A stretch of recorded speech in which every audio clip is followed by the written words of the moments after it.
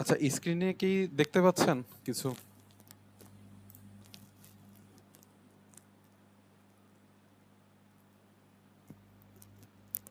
একটু রেসপন্স করেন যদি শোনা যায়।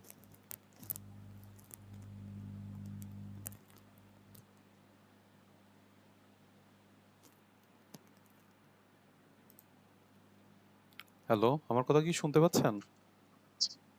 জি ভাই। আচ্ছা, ডিসপ্লে কি কিছু দেখা যাচ্ছে? বিষয় কোড 2216 বিজনেস ইংলিশ পেপার প্রশ্ন। আচ্ছা, বাকিরা মানে সবাই চুপ করে আছেন, একটু রেসপন্স করেন। সবার কি মানে কিছু দেখতে পাচ্ছেন না নাকি? হ্যাঁ, দেখা যাচ্ছে ভাই স্যার। আচ্ছা, আমার ক্লাসে নরমালি আমি যখন কিছু জিজ্ঞেস করব তখন রেসপন্স করতে হবে, ঠিক আছে? মানে এমন না যে আপনারা ক্লাসে জয়েন করে সবাই যে যার মতো ফোন রেখে চলে গেলেন, এরকম না, ঠিক আছে? এ ব্যাপারে একটু খেয়াল রাখেন। আচ্ছা দেখেন, আমি আপনাদের একটা পরীক্ষার কোশ্চেন দেখাতে যাচ্ছি আপনাদেরই সাবজেক্টের। আচ্ছা, আমরা আজকে যে সাবজেক্টটা দেখব সেটা হচ্ছে গিয়ে computer fundamental and operating system, ঠিক আছে? তো আমরা এই সাবজেক্টটার প্রিভিয়াস কোশ্চেন দেখব যে কেমন আর কি কোশ্চেন আসে।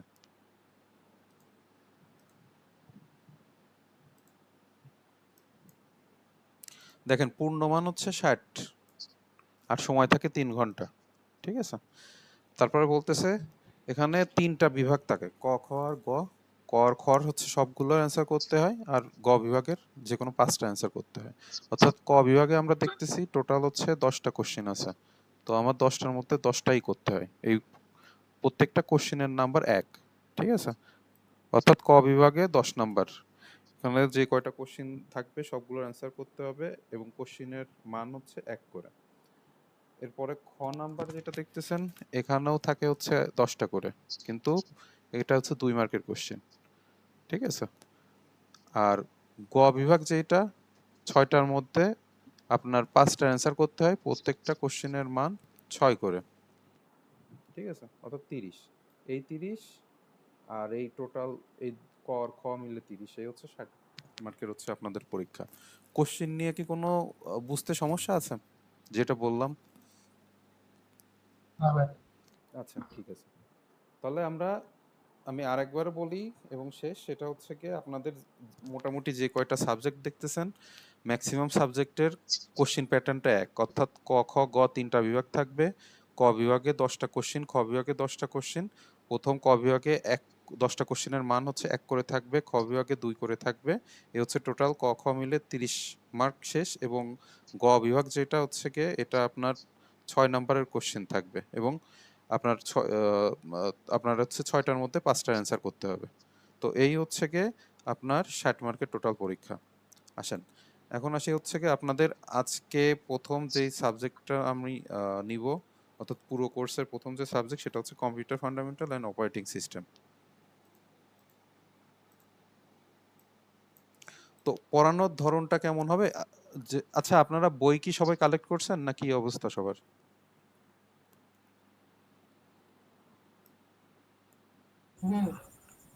জি স্যার, বই কালেক্ট করছি, বই নিয়েছি। আচ্ছা, তো এখনো যারা নেন নাই তারা কালেক্ট করে নিয়েন। এখন মেন হচ্ছে যেটা আমি দেখাচ্ছি, এটা আপনাদের ওই বই, যে বইটা আপনাদের রিকমেন্ড করা হয়েছে ওই বইয়েরই আর কি স্ক্যান কপি, হ্যাঁ? তো একটা জিনিস মনে রাখবেন, সেটা হচ্ছে এই যে সাবজেক্ট কোড, এটা একটু খেয়াল রাখবেন যে আপনার সাবজেক্ট কোড ঠিক আছে কিনা, ঠিক আছে? কম্পিউটার ফান্ডামেন্টাল আর অপারেটিং সিস্টেমের সাবজেক্ট কোড হচ্ছে কি এটা। তো এখন আসেন, এই সাবজেক্টে আমাদের কয়টা অধ্যায় আছে সূচিপত্র আমরা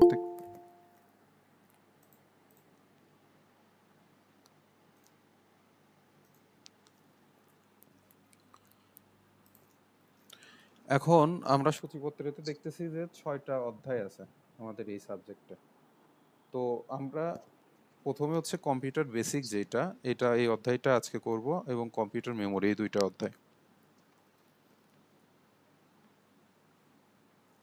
পড়ানোর ধরনটা এরকম হবে যে হচ্ছে, যেহেতু এটা থিওরি সাবজেক্ট, আপনার সব সাবজেক্ট থিওরি না, আহ, যেমন হচ্ছে গিয়ে প্রোগ্রামিং ল্যাঙ্গুয়েজ আছে, তারপরে ডেটা স্ট্রাকচার আছে, ডিজিটাল ডিভাইস আছে, এগুলা ফুল আপনার থিওরি না, কিন্তু এই যে কম্পিউটার ফান্ডামেন্টাল যেটা, এটা পুরোটাই আপনার থিওরি। তো যেহেতু থিওরি বেস সাবজেক্ট, সেক্ষেত্রে আমি হচ্ছে আপনাদের বই থেকে দাগাই দিব ইম্পর্টেন্ট কোশ্চেনগুলো এবং কোথা থেকে পড়তে হবে এটা হচ্ছে মার্ক করে দিব, আপনারা হচ্ছে ওই অনুযায়ী আর কি পড়বেন, ঠিক আছে?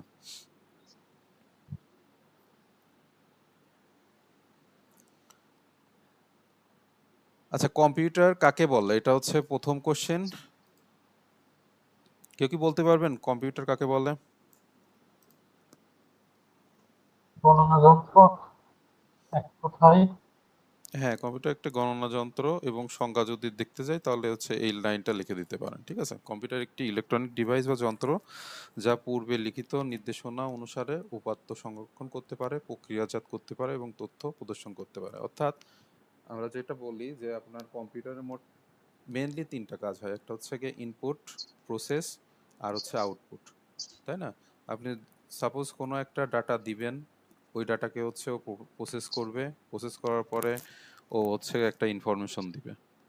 এখন ইনপুট ডিভাইস, আউটপুট ডিভাইস কি, এগুলো আমরা পরবর্তীতে শিখবো। তো তবে আমরা জানি যে মূলত ইনপুট ডিভাইস, আউটপুট ডিভাইস কি, যেমন মাউস, কিবোর্ড, এগুলা হচ্ছে কি আপনার ইনপুট ডিভাইস। তারপরে আপনার প্রিন্টার, ডিসপ্লে, এগুলা হচ্ছে আউটপুট ডিভাইস। আবার হচ্ছে আপনার ফোনের যে টাচ ডিসপ্লে, এটা কি বলেন তো, ইনপুট না আউটপুট ডিভাইস? তখন দুইটাই। হ্যাঁ, ইনপুট আউটপুট এটা এটা দুইটাই কাজ করে। উভয় ডিভাইস, ইনপুট হ্যাঁ, এবং আউটপুট। জি জি, ঠিক আছে।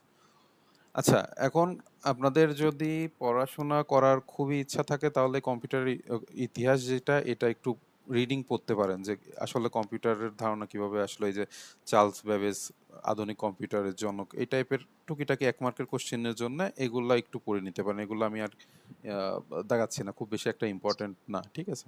এমনি পড়ার যদি পড়তে চান কেউ, এগুলো পড়তে পারেন। আচ্ছা দেখেন, এই যে ইনিয়াক, এটার ফুল ফর্ম কি, এটা আমাদের মুখস্থ করতে হবে। ENIAC, হ্যাঁ,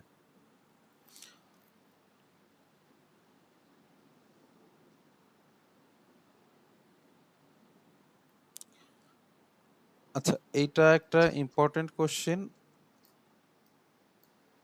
সেটা হচ্ছে আমাদের প্রথম কোশ্চেনটা বুঝতে হবে যে জিনিসটা কি। দেখেন, এখানে বলতেছে ডাটা প্রসেসিং এর উপর ভিত্তি করে কম্পিউটারের শ্রেণী বিভাগ, ঠিক আছে? আবার নিচে দেখেন, আকার, গতি, সংরক্ষণ ক্ষমতার উপর ভিত্তি করে কম্পিউটারের শ্রেণী বিভাগ। তাহলে আমার দুই রকম হয়ে গেল। যদি কোশ্চেনে আসে আপনার যে হচ্ছে গিয়ে ডাটা প্রসেসিং এর উপর কম্পিউটারকে কয় ভাগে ভাগ করা যায়, আপনি হচ্ছে গিয়ে এই যে এটা লিখে দিয়ে আসলেন চারটা, তাহলে তো আর হইল না। তো সেক্ষেত্রে পড়ার সময় মনোযোগ সহকারে পড়তে হবে আমি কোন কোশ্চেনটা পড়তেছি এবং এর অ্যান্সারটা কী হবে, ঠিক আছে? তো দেখেন, আমরা হচ্ছে গিয়ে প্রথমে দেখি ডাটা প্রসেসিং এর উপর ভিত্তি করে কম্পিউটার কত ভাগে ভাগ করা যায়। তো অ্যান্সার হবে হচ্ছে গিয়ে তিন ভাগে। একটা হচ্ছে অ্যানালগ কম্পিউটার, তারপরে হচ্ছে ডিজিটাল, আর হচ্ছে হাইব্রিড। তো নর্মালি আমরা হাইব্রিডটা একটু আগে বলি, যে হাইব্রিড যাই কিছু হয় সেটা হচ্ছে কি অ্যানালগ আর মানে দুইটার কম্বিনেশন, অ্যানালগ আর ডিজিটালের কম্বিনেশনটাই হবে হচ্ছে হাইব্রিড কম্পিউটার। আপনি ম্যাক্সিমাম ক্ষেত্রে যে কোনো সংখ্যার মানে পড়াশোনার ক্ষেত্রে বলেন বা অন্য নেটওয়ার্কিংয়ে আমরা যখন পড়বো তখন দেখবো যে এই হাইব্রিড নেটওয়ার্ক কাকে বলে, তখন ওই যে এটা অ্যানালগ ডিজিটাল বা আশপাশের বেশ কয়েকটা নেটওয়ার্ক সিস্টেমের হচ্ছে গিয়ে উপর কম্বাইন্ড করে যেটা হয় সেটা হাইব্রিড। তো যাই হোক, আমরা অ্যানালগ কম্পিউটারটা আর কি দেখি, যে অ্যানালগ কম্পিউটার জিনিসটা কি, ঠিক আছে? তো প্রধানত হচ্ছে বলতে গেলে যে যে কম্পিউটার সময়ের সাথে ক্রমাগত পরিবর্তনশীল উপাত্ত বা অ্যানালগ বৈদ্যুতিক সংকেতের উপর নির্ভর করে নির্মিত হয়, এটাকে অ্যানালগ কম্পিউটার বলে। অর্থাৎ সহজভাবে যদি আমি বুঝতে চাই তাহলে পরে আহ, যদি বলি যে আপনার বাসায় অ্যানালগ ঘড়ি কোনটা আর ডিজিটাল ঘড়ি কোনটা, তাহলে আমরা খুব স্বাভাবিকভাবে বুঝবো যে হচ্ছে গিয়ে কাঁটাওয়ালা যে ঘড়িগুলো আছে ওইটা হচ্ছে গিয়ে আপনার অ্যানালগ ঘড়ি, আর ডিজিটাল ঘড়ি কোনগুলো, ওই যে আপনার নাম্বার সিস্টেম দিয়ে যেগুলো আর কি হয়, ঠিক আছে? ওইটা হচ্ছে ডিজিটাল। তো আপনার অ্যানালগ কম্পিউটার হচ্ছে অ্যানালগ সিগন্যাল ব্যবহার করে। হ্যাঁ, তো আমাদের অ্যানালগ কম্পিউটারের মেনলি যেটা পড়তে হবে যে অ্যানালগ কম্পিউটারের সংজ্ঞাটা কি, এটা একটু দেখবেন। আর হচ্ছে গিয়ে উদাহরণ, এই যে লাস্টে এটা তেল শোধনাগারে তরল প্রবাহ এবং তাপমাত্রা পরিমাপের উপর নির্ভর করে এ ধরনের কম্পিউটার আপনার হচ্ছে ব্যবহার করা হয়। তো যে ডাটাগুলো আর কি আপনার অ্যানালগ সিস্টেমে থাকে, হ্যাঁ, যেমন আপনার ধরেন ভূমিকম্প হচ্ছে কিনা, এটা আপনি তো ডিজিটাল ডাটা পাবেন না, এটা আপনার যেই সিসমোগ্রাফ না কি যেন বলে মনে হয় ডিভাইসের ভূমিকম্পের পরিমাপ যেটাই করে। তো সেক্ষেত্রে আপনার মাটিতে অর্থাৎ ভূমিতে ওইটার কম্পন কতটুকু থাকে এটা তো আপনি ডিজিটাল ডাটা না, এটা আপনার হচ্ছে অ্যানালগ ডাটা। তো এই ডাটা যখন মানে যে ডিভাইসটা নিয়ে কাজ করবে বা যে তথ্য উপাত্ত থাকবে এটা তো হচ্ছে গিয়ে আপনার অ্যানালগ কম্পিউটার এটা ব্যবহার করবে মেনলি, হ্যাঁ। আচ্ছা, এখন ডিজিটাল কম্পিউটারের সংজ্ঞায় আসি। যে ডিজিটাল বলতে আমরা বুঝি যে হচ্ছে গিয়ে বাইনারি সংখ্যা পদ্ধতি। ঠিক আছে, বাইনারি সংখ্যা পদ্ধতি মেনলি হচ্ছে গিয়ে আমরা যতটুকু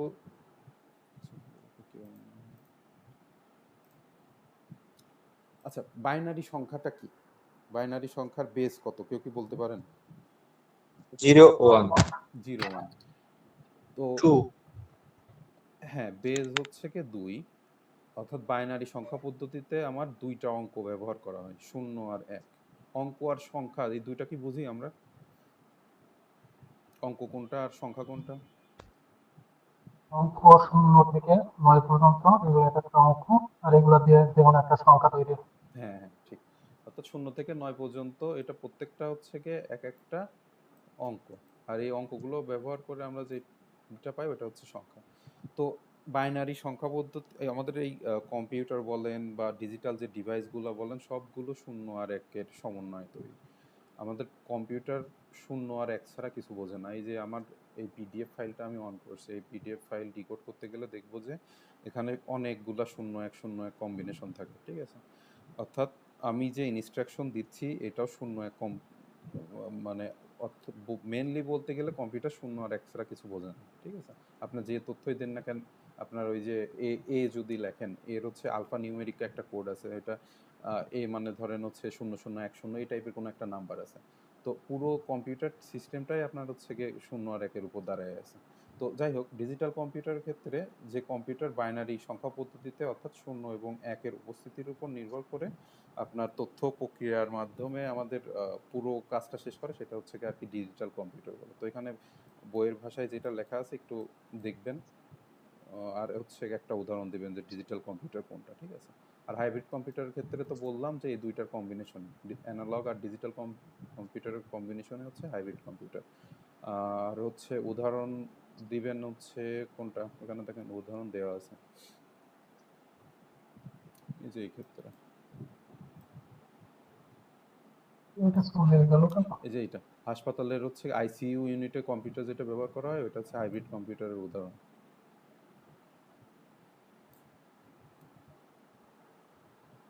তাহলে আমাদের ডাটা প্রসেসিংয়ের উপর ভিত্তি করে কম্পিউটারের শ্রেণীবিভাগ এটা আমরা ক্লিয়ার হলাম। এরপরে আমরা যাব হচ্ছে আকার আকৃতি এবং সংরক্ষণ ক্ষমতার উপর ভিত্তি করে কম্পিউটারের শ্রেণীবিভাগ, ঠিক আছে। সেক্ষেত্রে আমরা কম্পিউটারকে 4টি ভাগে ভাগ করি। একটা হচ্ছে গিয়ে super computer, main computer, mini computer এবং মাইক্রো কম্পিউটার। মাইক্রো কম্পিউটার আমরা প্রায় সবাই চিনি, সেটা হচ্ছে গিয়ে আমাদের বাড়িতে যেগুলা মাইক্রো প্রসেসর দিয়ে যে কম্পিউটারগুলো ব্যবহার করে, যেমন ডেস্কটপ, ল্যাপটপ, ওইগুলো আপনার হচ্ছে মাইক্রো কম্পিউটার, ঠিক আছে। তো আমরা এখানে কি করব, যে সুপার কম্পিউটার সম্পর্কে একটা দুইটা লাইন লিখবো এবং হচ্ছে এর উদাহরণ, একটা করে উদাহরণ, মিনিমাম একটা করে উদাহরণ করতে হবে। যে সুপার কম্পিউটারের উদাহরণ সিরে 1, ঠিক আছে। তো এই টাইপের পড়ার ধরনটা হবে, অর্থাৎ খুব বেশি আমাদের ডিটেলস মুখস্থ করতে যাব না, আমাদের যতটুকু এই লাইনগুলো পড়ে, অর্থাৎ এই যে 3 4টা লাইন আছে, এই 3 4টা লাইনের মধ্যে পড়ে যে আমাদের যতটুকু মনে থাকে, ঠিক আছে। যেমন এই যে এটা সুপার কম্পিউটার সবচেয়ে শক্তিশালী, দ্রুত গতিসম্পন্ন এবং ব্যয়বহুল, এটা এই লাইনটা এইটুকু লিখলেন।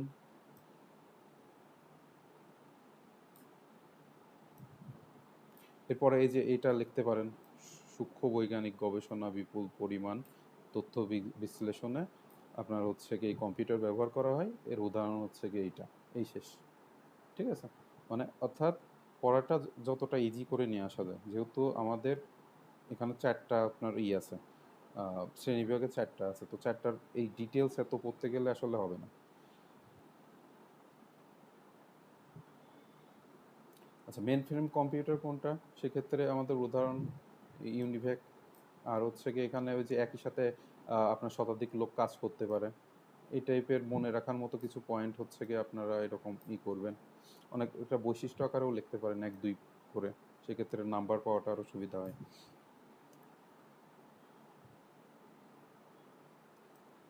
আর হচ্ছে মিনি কম্পিউটার কোনগুলা? যেগুলো হচ্ছে মেন ফ্রেম কম্পিউটার হচ্ছে আকারে ছোট কম্পিউটারগুলোকে আপনার হচ্ছে গিয়ে মিনি কম্পিউটার বলে, তবে মানে টার্মিনাল ব্যবহার করে অনেকগুলা ব্যবহারকারী একসাথে ব্যবহার করতে পারে কম্পিউটারগুলো। উদাহরণ আপনাদের এর মধ্যে যেটা সহজ মনে হয় সেই নামটা আপনারা মনে রাখবেন, ঠিক আছে? আর মাইক্রো কম্পিউটার তো বললামই।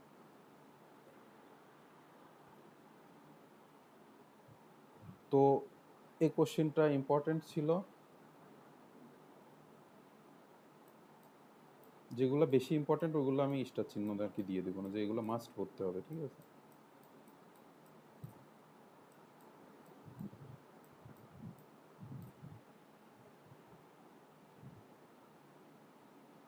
তো এইটুকু কি কারোর কোনো কোশ্চেন আছে?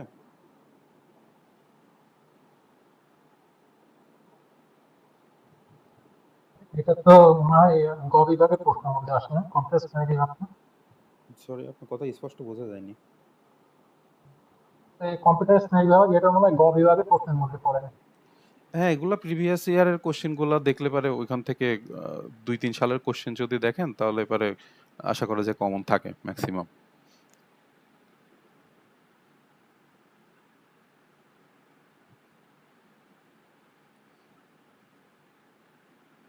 আচ্ছা, এরপরে দ্বিতীয় ইম্পর্টেন্ট যে কোশ্চেনটা সেটা হচ্ছে কি কম্পিউটার প্রজন্মের বর্ণনা।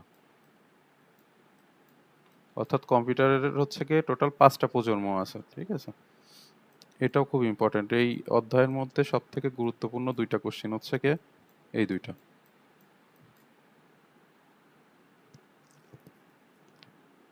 তো সেক্ষেত্রে এই কোশ্চেন লেখার ক্ষেত্রে এই যে এখানে 3 4টা লাইন আছে, এই 3 4টা লাইনের মধ্যে দেখা গেল প্রথম লাইনটা লিখে দিলেন যে কম্পিউটার প্রজন্ম কাকে বলে। লেখার পরে হচ্ছে বলবেন যে এটা কয়টা ভাগে ভাগ করা যায়, এটা হচ্ছে লিখবেন যে 5টা। প্রথম প্রজন্ম, ফার্স্ট জেনারেশন কম্পিউটার। আর যদি সাল মনে রাখতে পারেন সেক্ষেত্রে আর কি ফুল নাম্বার পাওয়ার পসিবিলিটি বেশি থাকে। অর্থাৎ মানে এটা অ্যান্সার কিভাবে করতে হয় এটা আমি আর কি দাগাই দিচ্ছি, হ্যাঁ? সেটা হচ্ছে গিয়ে প্রথম একটা লাইন লিখলেন যে কম্পিউটারের প্রজন্ম কাকে বলে। তারপরে হচ্ছে লিখবেন যে 5টা প্রজন্ম আছে, প্রথম প্রজন্ম, দ্বিতীয় প্রজন্ম থেকে একদম লাস্টে পঞ্চম প্রজন্ম, ঠিক আছে? তো সেক্ষেত্রে আহ, আপনি এই যে এখানে কম্পিউটারের মানে মেনলি হচ্ছে প্রথম প্রজন্মের বৈশিষ্ট্য 3 থেকে 4টা দিবেন আর একটা করে উদাহরণ দিবেন, হ্যাঁ? এখান থেকে মেনলি যে মানে আছে দেখা গেল হচ্ছে 6টা, এর মধ্যে এই প্রথম পয়েন্টটা বাদ দিচ্ছেন, কিন্তু সেক্ষেত্রে হবে না। মানে প্রথম প্রজন্মের বৈশিষ্ট্য হচ্ছে ভ্যাকুয়াম টিউব ব্যবহার হয়, তারপরে পাঞ্চ কার্ড মাধ্যমে ইনপুট আউটপুট করা হয়, তারপর ধীর গতি সম্পূর্ণ আকারে বড়, এইগুলো দিলে পারে এনাফ। আর হচ্ছে গিয়ে আরেকটা এটা মেমোরি হিসাবে ম্যাগনেটিক ড্রাম ব্যবহার হয়। তো এই মেন পয়েন্ট হচ্ছে গিয়ে এই 3টা, প্রথমটা এইটা আর এইটা, এই 3টা মাস্ট পড়তে হবে। পড়ার পরে আপনার পরে যেটা ছোট লাগে সেটা আর কি অ্যাড করে নেবেন।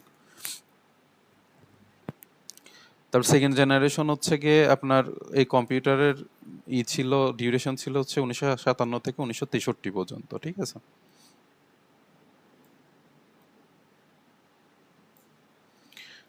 তো এই ক্ষেত্রে এই যে ট্রানজিস্টর, এই প্রজন্মের কম্পিউটারে প্রথমে ট্রানজিস্টর ব্যবহার করা হয়। তারপরে হচ্ছে গিয়ে এটা দিতে পারেন, এইটা,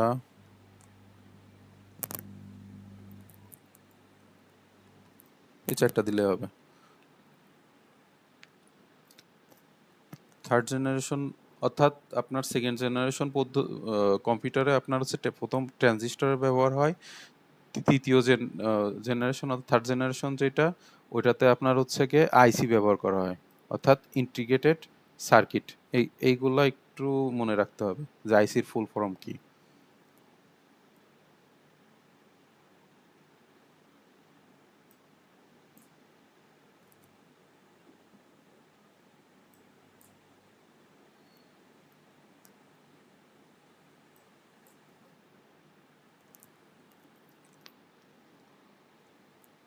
আচ্ছা, এবার হচ্ছে চতুর্থ প্রজন্মের কম্পিউটার। সেটা ডিউরেশন হচ্ছে 1971 থেকে 1995। এটাই হচ্ছে গিয়ে এই যে VLSI, এটার ফুল ফর্ম কি এটা মুখস্থ করতে হবে। Very large scale integration.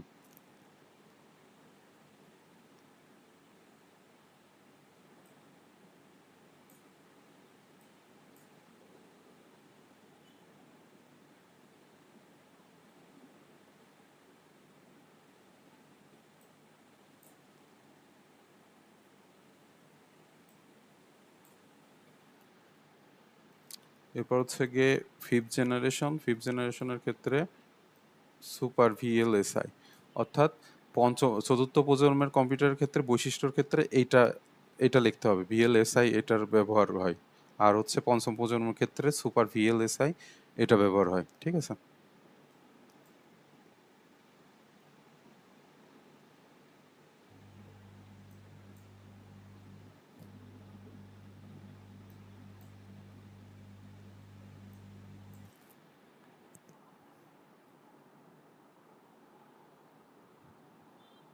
তাহলে এইটা হচ্ছে গিয়ে আমরা দুইটা গুরুত্বপূর্ণ কোশ্চেন দেখলাম। প্রথমটা হচ্ছে আমার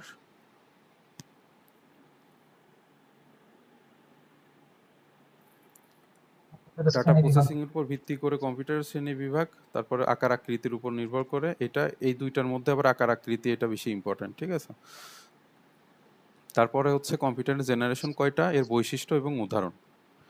উদাহরণ একটা করে দিবেন যদি পারেন, দুইটা যদি মনে থাকে ভালো। উদাহরণ কিন্তু প্রত্যেকটা প্রজন্মের কম্পিউটারের উদাহরণ এখান থেকে যেটা আপনাদের পছন্দ হয় সেটা হচ্ছে মুখস্থ করতে হবে, অর্থাৎ বৈশিষ্ট্য এবং উদাহরণ প্রত্যেকটা থেকে, ঠিক আছে। দেন প্রত্যেকটাই উদাহরণ দেওয়া আছে, আপনার যেটা সুবিধা হয় এই লিখতে হবে। আচ্ছা, এরপরে পরবর্তী যে ইম্পর্টেন্ট কোশ্চেনটা এটা হচ্ছে ব্লক ডায়াগ্রাম।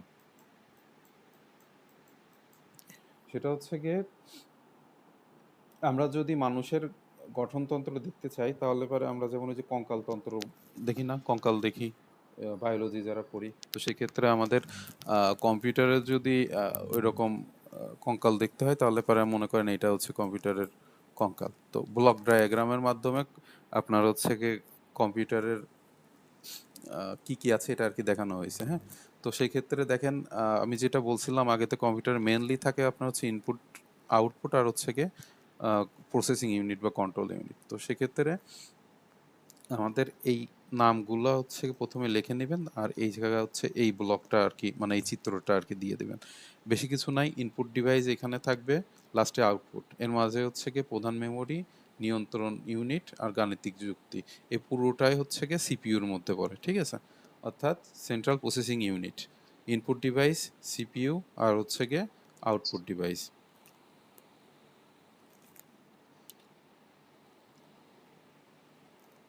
এই ডায়াগ্রামটা একটু মুখস্থ করেন সবাই।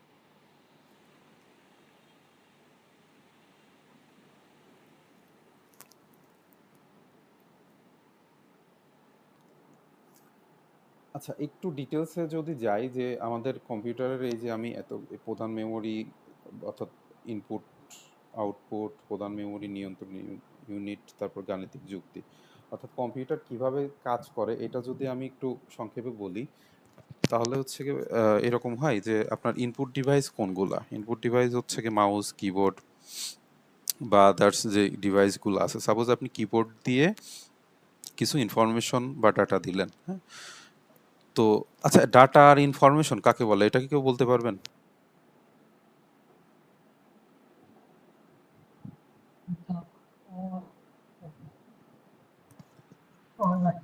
কেউ? অনেকগুলো ডাটার সমন্বয়ে একটি ইনফরমেশন হয়। ডাটা কোনো বিষয় নিয়ে প্রত্যেকটা সবগুলো ডাটা দিয়ে হয় information। আর ডাটা কাকে বলে? ছোট ছোট বিষয় কিন্তু সরি, একক একক শব্দগুলো হচ্ছে ডাটা, আর সকল একক শব্দগুলো সমন্বয়ে আমি একটু বলি, আপনার কাছে noise বেশি আসছে। সেটা হচ্ছে গিয়ে ডাটা কোনগুলা? সাপোজ হচ্ছে গিয়ে আমি রিয়েল লাইফ উদাহরণ ক্ষেত্রে যদি যাই, আজকে আজকে হচ্ছে গিয়ে ধরেন আজকের তারিখটা, আজকের তারিখ নিলাম আমি একটা কলামে, তারপরে আরেকটা কলামে নিলাম আজকের তাপমাত্রা কত ছিল, তারপরে আজকে বৃষ্টি হয়েছে কিনা, মানে এক একটা কলামে আমি এক একটা তথ্য নিচ্ছি। তো এই যে প্রত্যেকটা কলামের যে তথ্য, এইগুলা হচ্ছে এক একটা ডাটা। অর্থাৎ আপনি যেগুলা দেখে কোনো ডিসিশনে পৌঁছাইতে পারবেন না যে আসলে জিনিসটা কি। এখন আসেন, এই ডাটাগুলা যদি আমি কোনো অ্যালগোরিদম ব্যবহার করি, অ্যালগোরিদম হচ্ছে কোনো আপনার প্রবলেমকে ছোট ছোট অংশে ভাগ করে সলভ করা, ঠিক আছে? তো এই যে ছোট ছোট অংশে আমি ভাগ করলাম, মানে মেনলি যেটা বলতেছি যে এই যে ডাটাগুলা, বিভিন্ন কলামের ডাটাগুলা নিয়ে আমি প্রক্রিয়া করব, অর্থাৎ অ্যালগোরিদমের মাধ্যমে হোক বা কোনো মেশিনের মাধ্যমে হোক, আমি হচ্ছে প্রক্রিয়া করলাম। প্রক্রিয়া করার পরে আমি যে জিনিসটা পাবো, অর্থাৎ মিনিংফুল একটা জিনিস, যেটা থেকে আমি একটা ডিসিশনে পৌঁছাইতে পারবো। যেমন এই যে কলামে ধরেন 1 মাসের আমি এই ডাটাগুলো নিলাম যে আজকের তারিখ কত, বৃষ্টি হয়েছে কিনা, তারপরে আপনার হচ্ছে তাপমাত্রা কত, আর্দ্রতা কত, এটা ধরেন 1 মাসের আমি 30 দিনের হচ্ছে গিয়ে ডাটা নিলাম। নেওয়ার পরে আমি প্রসেস করলাম, প্রসেস করার পরে আমি ওই পরবর্তীতে পরের মাসের এই তারিখে আমি হচ্ছে মানে আমাদের ওয়েদার কি হবে আর কি, বৃষ্টি হবে কি হবে না, তাপমাত্রা কতটুকু থাকে, অর্থাৎ আমাদের ওয়েদার অ্যাপ যেভাবে কাজ করে, ওইটা যে আমাদের যে জিনিসটা দিচ্ছে ডাটা প্রসেস করে, ওইটাই হচ্ছে ইনফরমেশন। অর্থাৎ ডাটা প্রসেস করে আমরা যেই তথ্যটা পাই ওইটা হচ্ছে ইনফরমেশন। এই হচ্ছে মেন ডাটা আর ইনফরমেশনের মধ্যে পার্থক্য। ডাটা হচ্ছে র ম্যাটেরিয়াল আর ইনফরমেশন হচ্ছে প্রসেস ম্যাটেরিয়াল। তো সেক্ষেত্রে ইনপুট ডিভাইসের মাধ্যমে আমাদের সিপিইউতে যাবে। সিপিইউতে কি হয়, মানে মেনলি ডাটাগুলো আপনার হচ্ছে প্রসেস হয়। তো প্রসেস হওয়ার জন্যে আপনার মেমোরি দরকার হয়, অর্থাৎ আমি যে ডাটাটা দিলাম ওইটা তো কোথাও না কোথাও সেভ থাকা লাগবে। এখন সেখানে সেভ হবে, তারপরে সিপিইউ যখন কাজ করবে ওখান থেকে ডাটা নেবে ওর যেগুলো দরকার, নেওয়ার পরে আমাদের হচ্ছে গিয়ে গাণিতিক যুক্তির মাধ্যমে, অর্থাৎ ওই যে বললাম 0 1 1 দিয়ে কাজ করে। এখন হচ্ছে গিয়ে আমরা যখন প্রোগ্রামিং ল্যাঙ্গুয়েজে যাব তখন কম্পাইলার দেখব, ইন্টারপ্রেটার দেখব, তখন ওইটা আরও ডিটেলসে যাব, ঠিক আছে? তো প্রথমত আমরা ইনপুট ডিভাইস দিয়ে কোনো ডাটা ইনপুট দিলাম, সিপিইউ ওই ডাটাকে প্রসেস করবে, এবং লাস্টে কোনো আউটপুট ডিভাইস দিয়ে, অর্থাৎ মনিটর দিয়ে হোক, প্রিন্টার দিয়ে হোক, আমি ওই প্রসেসকৃত ডাটা আর কি দেখতে পাবো। তো কম্পিউটার মেনলি এভাবে কাজ করে।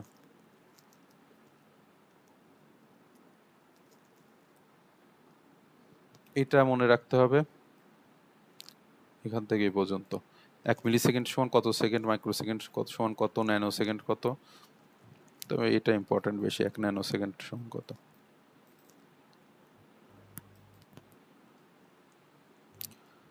আচ্ছা, কেউ কি বলতে পারবেন আধুনিক কম্পিউটারের বৈশিষ্ট্য না পড়ে কি কি বৈশিষ্ট্য আছে কম্পিউটারের?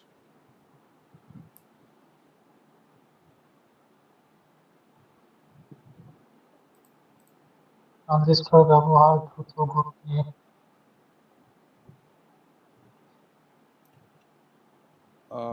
সুদীপ্ত বিশ্বাস, আপনি কি আছেন?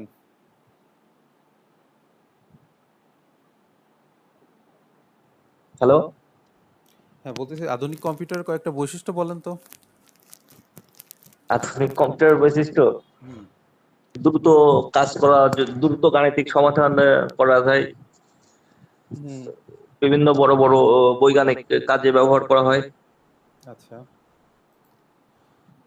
সূক্ষ্মতা, নির্ভুলতা, তো এইগুলা কি পড়ার মানে গতিশীল হাই স্পিড টাইপের হয়, এগুলো তো আসলে মুখস্থ করার কিছু নাই, জাস্ট এই পয়েন্টগুলো একটু দেখে নিন। হ্যাঁ, যে হচ্ছে গিয়ে আধুনিক কম্পিউটার বৈশিষ্ট্য যে দ্রুত গতি সম্পন্ন হয়, তারপরে হচ্ছে গিয়ে নির্ভুলতা, সূক্ষ্মতা, তারপরে ক্লান্তিহীনতা, স্মৃতিশক্তি, স্মৃতিশক্তি।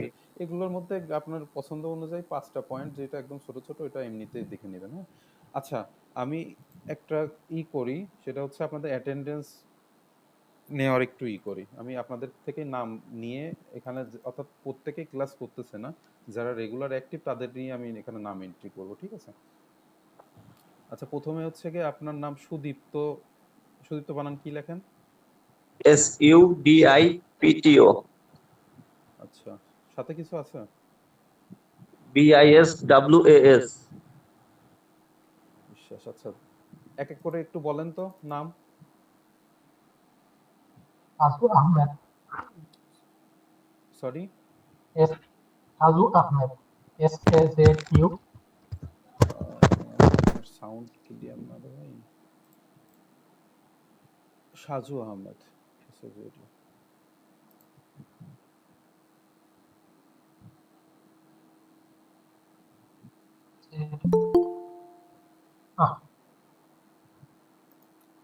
AHMED।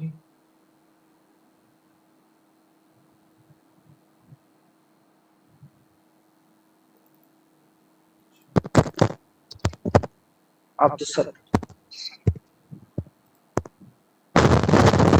আচ্ছা কি বললেন? আহমেদ না, এরপরে আব্দুল সাত্তার। আব্দুল সত্তার, ABDUS সত্তার। তারপরে এমডি সজীব আলী। শুধু সজীব আলী লিখি। তারপরে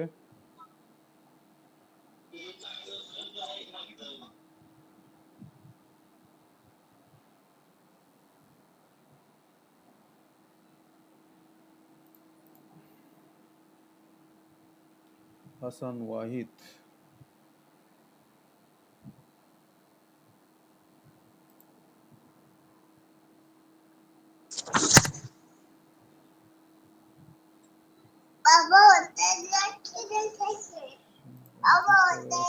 থেকে ইমতিয়াজ উদ্দিন।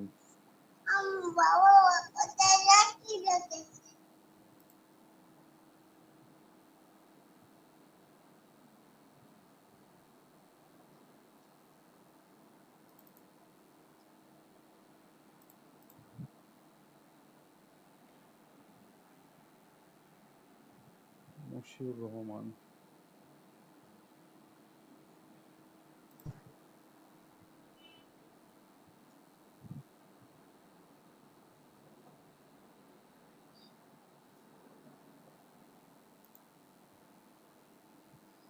সজীব আলী গেছেন হৌদুদ মুক্তা।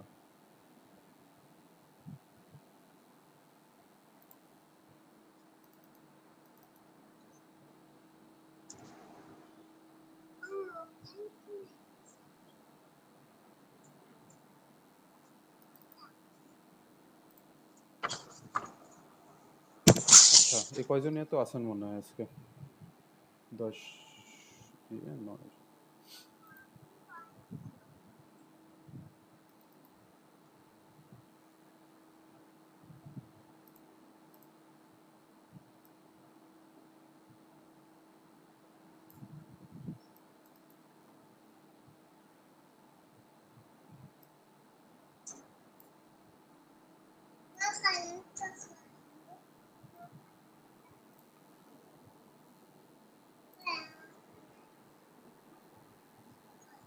আচ্ছা এখন যারা আমরা খুবই ফাঁকিবাজ, পড়াশোনা ধরেন এখন গতি আছে কিন্তু সামনে কয়েকদিন যাওয়ার পরে গতি কমে যাইতে পারে, এরকম যাদের আশঙ্কা আছে সেক্ষেত্রে আমরা যদি ওই ভিতরের ডিটেলস অত নাও পড়ি তাহলে আমি এখান থেকে যে কয়েকটা কোশ্চেন দাগাই দিচ্ছি এগুলো মাস্ট পড়তে হবে, ঠিক আছে?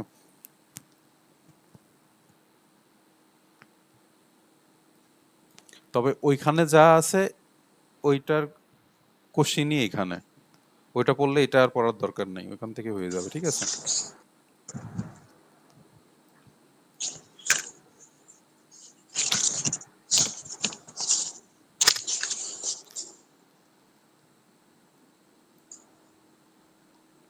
কোশ্চেনটা আর দাগালাম না, বৈশিষ্ট্য কি এটা,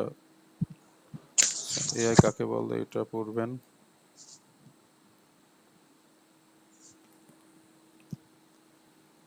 অ্যাবাকাস নাম শুনছেন সবাই?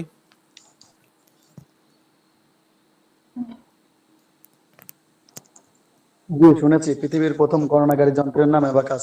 কোন দেশে আবিষ্কার হয়? তো খেয়াল নাই।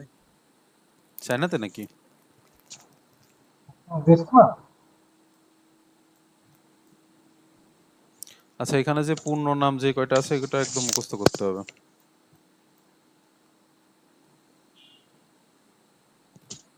বিশেষ করে এইটা।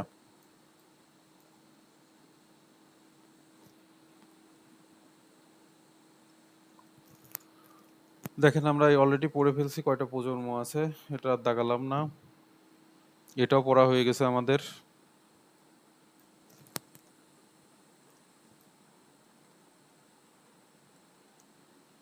ছোট একটা কোশ্চেন, পঞ্চম প্রজন্মের কম্পিউটারের বৈশিষ্ট্য যদি পড়েন তাহলে এই কোশ্চেনটা দাগানো লাগে না, তবে এটা এমনি দাগাই দিলাম, পড়েন। অর্থাৎ এই যে কোশ্চেনগুলো দেখতেছেন না, এটা 1 মার্কের কোশ্চেন। এগুলোর অ্যান্সার 1 মার্কের কোশ্চেনের জন্য মানে কোশ্চেনের মার্ক কত এইটা দেখে কিন্তু অ্যান্সার করতে হয়। আপনার মার্ক আছে 1, আপনি দেখা গেল 5-6 লাইন লিখে দিয়ে আসলেন, তাহলে আসলে সময় নষ্ট, কারণ 1-এর বেশি তো এখানে আর নাম্বার দেবে না। তো এটা সংক্ষিপ্ত যে এটা কোশ্চেন, এটা হচ্ছে 2 মার্কের কোশ্চেন। হ্যাঁ, এটা একটু দেখেন।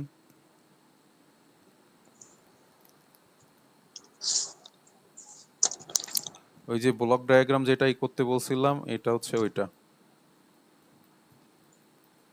যে কোনো একটা দেখলে হবে।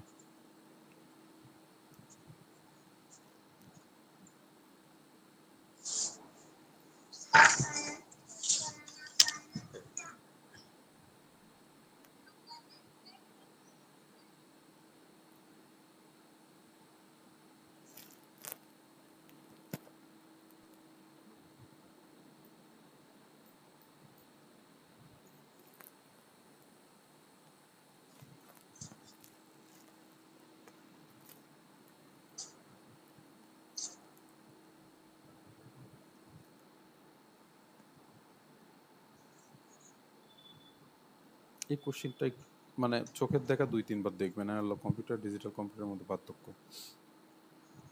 তাহলে ব্লক ডায়াগ্রাম কি আঁকানো লাগবে? হ্যাঁ, আঁকানো লাগবে।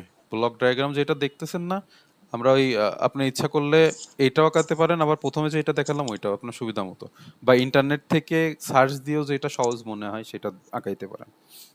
এটা কিভাবে আঁকাবো? একটা কঠিন জিনিস একটু শিখাই দিলে। আসলে আপনার কঠিন মনে আছে, আমি দেখাই দিচ্ছি, দাঁড়ান আগে কোশ্চেনটা আগে করে নিই।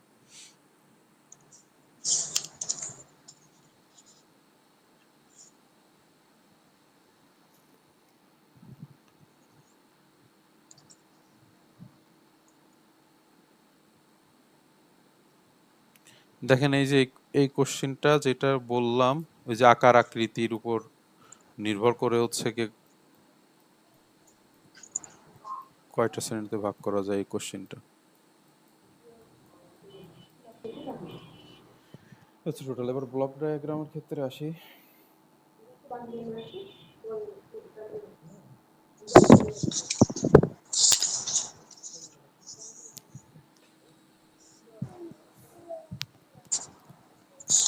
আচ্ছা দেখেন, শুরুতে আমি হচ্ছে গিয়ে কোনো কিছু আঁকানোর আগেই আপনারা এরকম সাজায় নেবে। প্রথমে ইনপুট ডিভাইস, এখানে হাতের বাম পাশে ইনপুট ডিভাইস লিখে নেবেন, এটা দিয়ে এই বক্স আঁকাবেন। আগে বক্স না, কিন্তু আগে হচ্ছে লিখতে হয়, লেখার পরে বক্স আঁকাইতে হয়, ঠিক আছে? এটা হচ্ছে ইনপুট ডিভাইস লিখলেন। তারপরে এখানে হচ্ছে আবার বক্স প্রধান মেমরি, নিয়ন্ত্রণ যন্ত্র, গাণিতিক যুক্তি, এরকম 3টা আগে বক্স আকারে লিখে নেবেন। হ্যাঁ, আমার কথা কি বুঝতেছেন কি বলতেছি? হ্যাঁ, অর্থাৎ আমার কি লেখা আছে ওইটা আগে লিখতে হবে। ইনপুট ডিভাইস প্রথমে আমি এই হাতের বাম পাশে লিখে নিব, তারপরে জায়গা কিছুটা ফাঁকা রেখে এরকম প্রথমে প্রধান মেমরি, নিয়ন্ত্রণ ইউনিট আর গাণিতিক যুক্তি, এটার পরে আর লাস্টে হচ্ছে আউটপুট ডিভাইস। প্রথমে আমরা এই যে লেখাগুলা আউটপুট ডিভাইস বলেন, ইনপুট যেটাই লেখা হোক না কেন আগে লিখে নেব, তারপরে ওইটা চারপাশে আর কি এরকম বক্স দিয়ে দিব। এখন আসেন, ইনপুট ডিভাইস থেকে একটা দাগ এরকম গেছে হচ্ছে এখানে প্রধান মেমোরিতে দিব, ঠিক আছে? তারপর প্রধান মেমোরি থেকে একটা, এটা তীর চিহ্ন মনে করেন, তীর চিহ্ন আসছে হচ্ছে নিয়ন্ত্রণ ইউনিটে।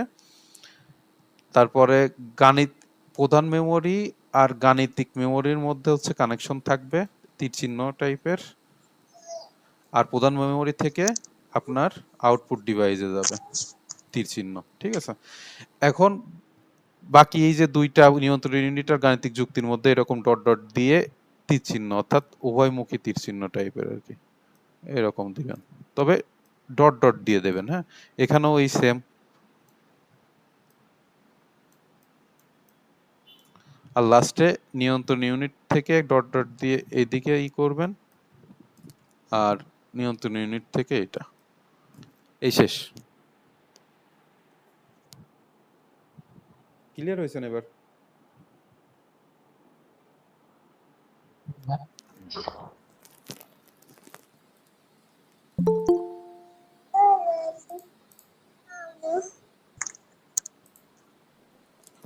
আসসালামু আলাইকুম মিরাজ ভাই।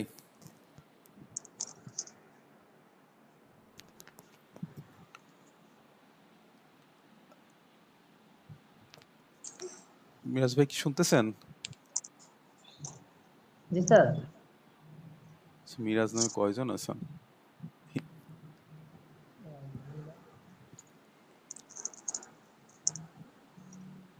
আচ্ছা, তাহলে আমাদের প্রথম অধ্যায় শেষ হলো, এরপরে আমরা দ্বিতীয় অধ্যায়।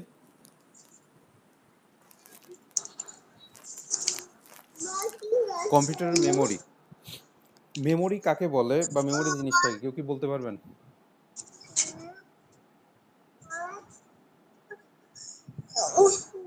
কম্পিউটারের মেমোরি কাকে বলে?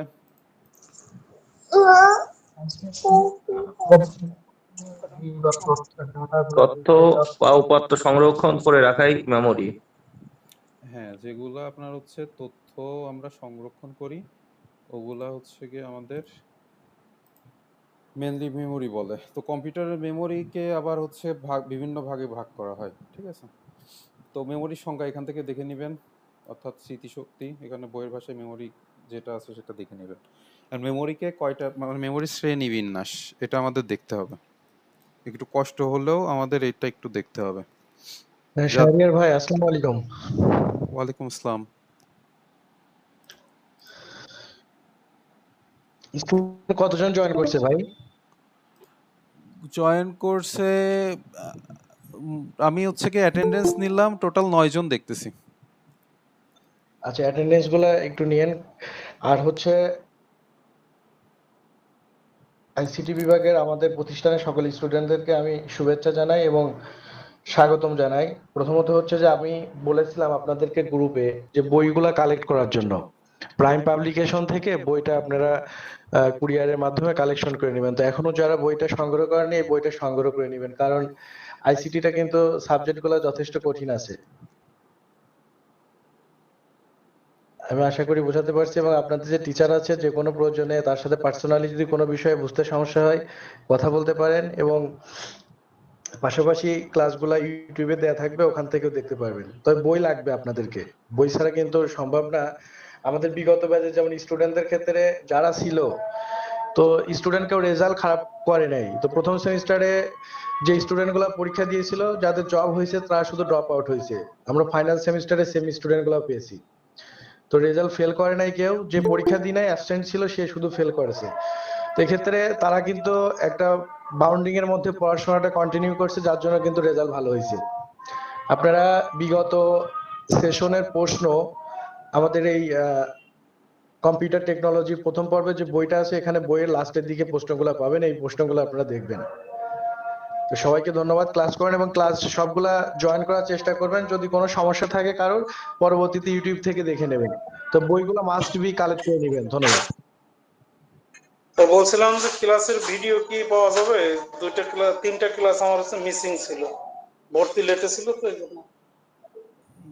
আজকেই তো 2 নাম্বার ক্লাস চলতেছে। আচ্ছা, ক্লাস মনে হয় একটা হয়েছে, আজকে দিয়ে 2টা চলছে। হ্যাঁ, ওইটা ইউটিউবে আপনি দেয়া আছে, ওই যে লিংকটা আছে, লিংক ক্লিক করলে পাবেন। আচ্ছা ঠিক আছে, ধন্যবাদ স্যার। জি জি, যে কোনো সমস্যা হলে আপনারা জিজ্ঞাসা করবেন, কারণ প্রশ্ন না করলে তো জানতে পারবেন না।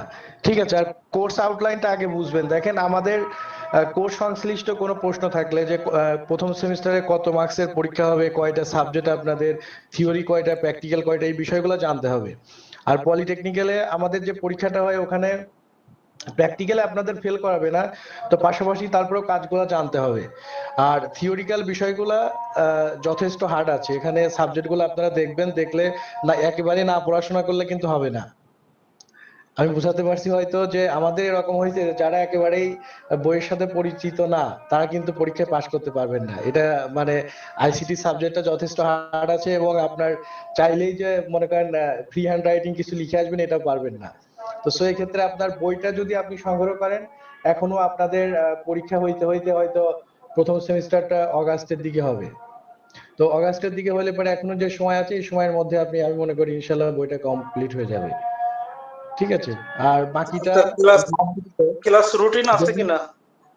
জি জি, ক্লাস রুটিন বলতে আমরা হচ্ছে আপনার কোর্স স্ট্রাকচার দিয়ে দিব, আর ক্লাস হবে হচ্ছে টিচার আপনাদের ক্লাস নেবে এই বিষয়ে তো আগের দিনে আপনাদেরকে আপডেট জানাই দিবে কিবারে ক্লাস হবে। ঠিক আছে, এটা আপডেট আপনারা জানতে পারবেন।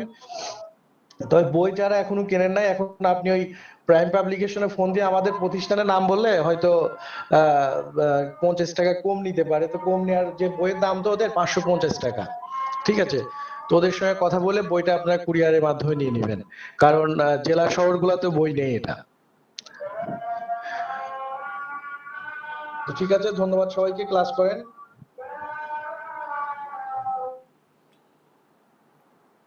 আচ্ছা ভাইয়া, ধন্যবাদ। তো আমরা পড়াশোনায় ফিরি। তো আমরা যেটা বলতেছিলাম যে মেমোরিকে আমরা কয় ভাগে ভাগ করব।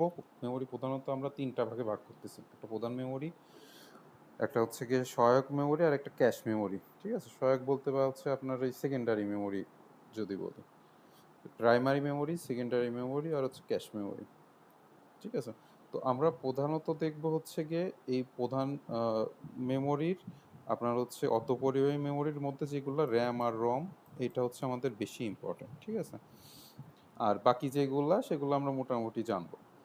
তো শুরুতেই বলি যে আমাদের হচ্ছে গিয়ে কম্পিউটার যেটা কাজ করে, অর্থাৎ আমি যে ইনস্ট্রাকশনটা দিই ওইটা আমার হচ্ছে মেমোরিতে আগে সেভ হয়, তারপরে হচ্ছে গিয়ে সিপিইউর কাছে যায়, তারপরে হচ্ছে গিয়ে প্রসেস করে ডাটা।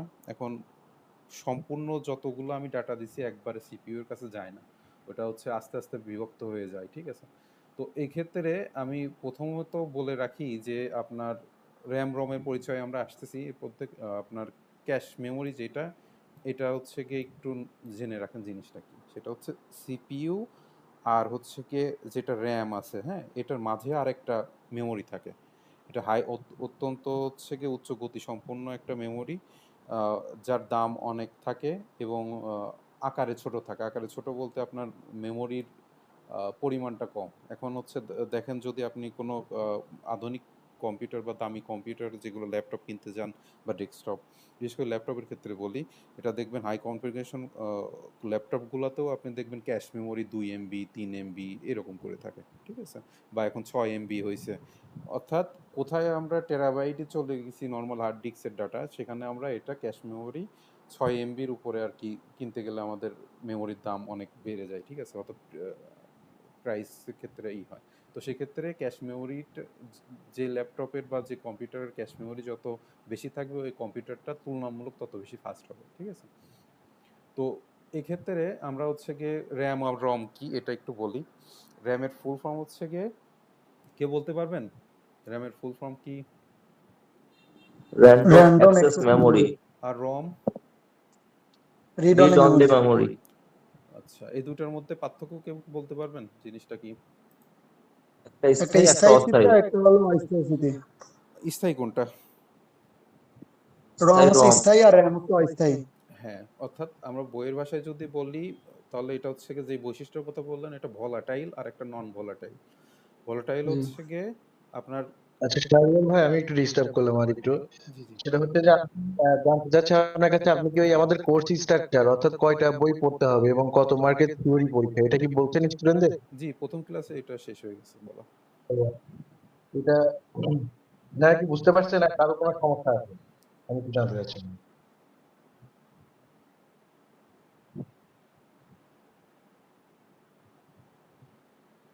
আপনারা কি বই প্রথম পর্বের যে বইটা এটা কি কালেকশন করছেন? আমি স্টুডেন্টদেরকে বলছি, ভাইয়ারা আপনারা কি বইগুলা কি কালেকশন করছেন? এখনো নেওয়া জি স্যার, হয়নি। কালেকশন করছি। ও আচ্ছা, বই যারা নেবেন ওটা একটু কালেকশন করে নেবেন, কারণ বই না থাকলে তো আপনি বুঝতে পারবেন না। ঠিক আছে, তো বইটা একটু দ্রুত সম্ভব এই সপ্তাহের মধ্যে আপনার কুরিয়ারে অর্ডার দিলে ওদের টাকা পাঠিয়ে দিলে বই ওরা পাঠিয়ে দিবে, কোনো সমস্যা নেই। নির্দিষ্ট ঠিকানায় দিয়ে দিবেন, চলে আসবে। এখন বিষয় হচ্ছে যে আইসিটির যে আপনাদের প্রথম পর্বে পরীক্ষা হবে 5টা সাবজেক্ট, এটা মনে হয় বলছে, তা আমি একটু বলি র্যাপিডলি। সেটা হচ্ছে ICT and computer office application. এটা আপনার ফাইনাল এক্সাম হচ্ছে 30 মার্কসের হবে, যেটা আপনার থিওরিক্যাল। তো 30-এর মধ্যে আমাদের কারিগরি শিক্ষা বোর্ডের রুলস হচ্ছে মিনিমাম আপনার 45% মার্কস পাইতে হবে। তো সেক্ষেত্রে আমরা 30-এর মধ্যে আপনাকে 15 পাইতে হবে, এর নিচে পাইলে পরে আপনি ফেল করবেন। Computer fundamental and operating system আছে, যেটা 212 হচ্ছে কোড। এইটার আপনার ফাইনাল এক্সাম হবে হচ্ছে 60 মার্কসের থিওরি যেটা, এবং এইটা আপনার লিখিত পরীক্ষা হবে 60 মার্কসের, আর ব্যবহারিক আছে, ব্যবহারিক গুলো পরে। তো আপনার মূলত আপনি যদি থিওরিক্যাল বিষয়ে পাশ করেন তাহলে আপনি ব্যবহারিকে পরীক্ষা দিলে অ্যাটেন্ড থাকলে পরে আপনি ফেল করবেন না। তো সেই ক্ষেত্রে আমাদের জানতে হবে যে ফাইনাল এক্সাম কত এবং পাস মার্কস কত, এবং এখান থেকে ভালো করতে হবে। কারণ বিগত সেশনে আমরা আমাদের যারা স্টুডেন্ট ছিল এখানে বেশ পাবলিক ইউনিভার্সিটির কিছু স্টুডেন্ট ভর্তি হয়েছিল, তোরা রেজাল্ট অনেক ভালো করছে এবং ফেল করে নাই। তো আমি চাচ্ছি যে এই ব্যাচের ধারাবাহিকতা মানে ঠিক রেখে আমাদের আউট অফ, অর্থাৎ আপনাদের অনার্স যেমন কমপ্লিট করছেন যে রেজাল্টে থাকে কত আউট অফ 4, তো এখানে আউট অফ 4 থাকবে, 4 এর মধ্যে আপনি যত সিজিপি হয় তত পাবেন। এটা লাস্ট আমাদের 3.91 পেয়েছিল সর্বোচ্চ প্রথম সেমিস্টারে, দ্বিতীয় সেমিস্টারে তো এখনো রেজাল্ট দেয়নি। তো computer and fundamental operating system, এটা 60 মার্কসের। এখানে আপনার এখানেও সেম 30 মার্কস আপনার মিনিমাম পাইতে হবে। ডেটা স্ট্রাকচার এন্ড অ্যালগোরিদম আছে, এটাও সেম 60 মার্কের পরীক্ষা হবে, 30 পাইতে হবে। অর্থাৎ প্রোগ্রামিং পাইথন আছে, এখানেও আপনার সেম আছে, 30 পাইতে হবে। আর বিজনেস ইংলিশ আছে, এটা 15 পাইতে হবে। তো সো আপনার যে মার্কসের পরীক্ষা হবে দেখবেন যে আপনার কোর্স স্ট্রাকচারে ফাইনাল এক্সাম লেখা আছে যেখানে, তো এই ফাইনাল এক্সামের 240 মার্কস প্রথম পর্বে আপনার, 240 মার্কসের হচ্ছে ফাইনাল এক্সাম হবে 5টা বিষয় মিলে। আর বাকি যে সাবজেক্ট গুলো আছে এখানে আমাদের প্রতিষ্ঠানের হাতে আছে, মার্কস আছে 400, আর কেন্দ্র থেকে দিবে 400, অর্থাৎ আপনাদের প্র্যাকটিক্যাল পরীক্ষা হবে। তো সেই বিষয়গুলো যখন পরীক্ষা হয় এটা স্টেপ বাই স্টেপ জানতে পারবেন। তবে হচ্ছে থিওরিক্যাল বিষয়ের ক্ষেত্রে কোনো কার্পণ্যতা করা যাবে না, বই কিনে আপ টু ডেট মানে এটা পিছাই পড়া যাবে না, পড়াশোনাটা কন্টিনিউ রাখতে হবে, যেন আপনার ফাইনাল এক্সামের সময় হুট করে দেখলে পারবেন না। কারণ এখানে ম্যাথের সিস্টেম আছে, তো হয়তো বিজনেস ইংলিশ আপনার যে সাবজেক্ট গুলো আছে এর মধ্যে আমি মনে করি যে ওই বিজনেস ইংলিশটাই মোটামুটি একটু অ্যাভারেজ সহজ আছে, আর বাকি যে সাবজেক্ট গুলো আছে যদি পড়াশোনা কন্টিনিউ করতে পারেন তাহলে বিষয় না, একটু পড়তে হবে। তো একটু পড়াশোনা করলে পরে আপনার রেজাল্ট ভালো হবে এবং আপনি পরীক্ষাতেও যে প্রতিবন্ধকতা সৃষ্টি হবে না। আর যে কোনো প্রতিবন্ধকতা হইলে বা সিলেবাস সংক্রান্ত বা আপনার কোর্সের কারিকুলাম না বুঝতে সমস্যা হলে এটা আমাকে ফোন দিবেন বা শারিয়ার ভাইয়ের সঙ্গে যোগাযোগ করেন বা আমাদের অফিসে যোগাযোগ করেন। ঠিক আছে, ধন্যবাদ।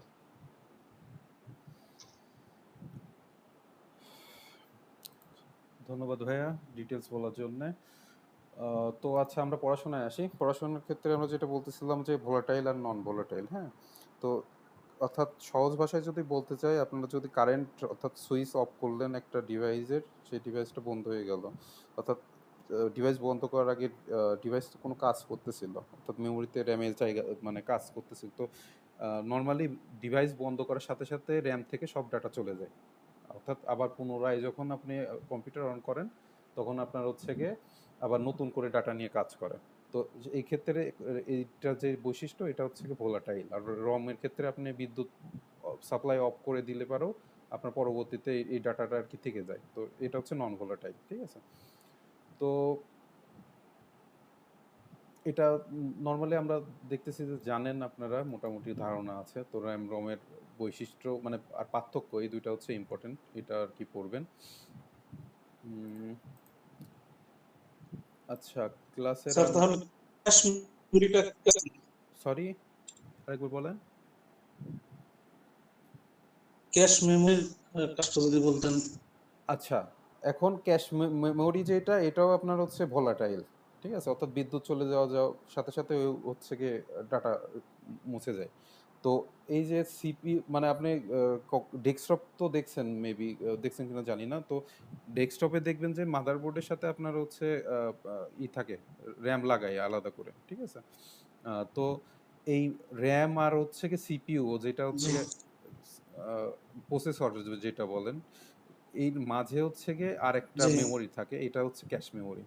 অর্থাৎ আমার র্যাম থেকে আমি ডাটা নিয়ে হচ্ছে গিয়ে সিপিইউতে প্রসেস করতেছি, কিন্তু সেটা দেখা গেল যে আপনার উচ্চ গতি সম্পূর্ণ হচ্ছে না, প্রসেসটা দ্রুত হচ্ছে না। এই জন্যে এই প্রবলেমটা সলভ করার জন্য মাঝে আর একটা হচ্ছে ডাটা মানে মেমোরি দেওয়া থাকে, ক্যাশ মেমোরি। এটার মধ্যে হচ্ছে সিপিইউ খুব দ্রুত সম্পন্ন দ্রুত গতি মাধ্যমে ওরা হচ্ছে গিয়ে করে ডাটাটা লেনদেন করে। অর্থাৎ আমি একটা ডাটা নিয়ে কাজ করে আমি ওটার আউটপুট আবার হচ্ছে মেমোরিতে দিচ্ছি, ব্যাপারটা এরকম। আচ্ছা, এই ক্লাসের আর 2 মিনিট আছে র্যামের তবে। কাজটাকে সহজ সরি। র্যামের কাজটাকে হ্যাঁ সহযোগিতা হ্যাঁ হ্যাঁ হ্যাঁ, র্যামের সহজ কাজটাকে আরো দ্রুত সহজ গতি করার জন্য বাড়ানোর জন্য। Assistant memory. জি জি। আচ্ছা, ক্লাসের আর 2 মিনিট আছে, তো আজকে যেখান থেকে আমরা শেষ করতেছি আগামী ক্লাসে ওইখান থেকে আবার শুরু করব। তো সে পর্যন্ত সবাই ভালো থাকেন। ক্লাস হবে আগামী শনিবার, আবার হচ্ছে গিয়ে এই একই টাইমে 7:30টায়, ঠিক আছে? ওই দিন আমরা মেমোরির এই চ্যাপ্টার শেষ করব, সাথে আরো 2টা চ্যাপ্টার শেষ করব। তো আর অ্যাটেন্ডেন্সের ব্যাপারে সবাই একটু হয়েন, মানে গুরুত্ব সহকারে দেখেন। আর আমরা হচ্ছে বলতেছি যে আমরা ওই প্রথম অধ্যায়টা, প্রথম সাবজেক্টটা 6টা অধ্যায় আছে, ঠিক আছে? তো এই 6টা অধ্যায় যখন শেষ হবে তখন আমরা লাস্টের দিনে, অর্থাৎ 6টা অধ্যায় শেষ করার পরে পরবর্তী যে ইটা হবে ওইটা আমরা একটা পরীক্ষা নিব, ঠিক আছে? অর্থাৎ এই 6টা এই সাবজেক্টের উপর, টোটাল সাবজেক্টের উপর একটা লিখিত পরীক্ষা হবে, টেস্ট পরীক্ষা, ঠিক আছে? তো সবাই ভালো থাকেন, ইনশাল্লাহ জি আগামী স্যার। শনিবারে আবার দেখা হচ্ছে।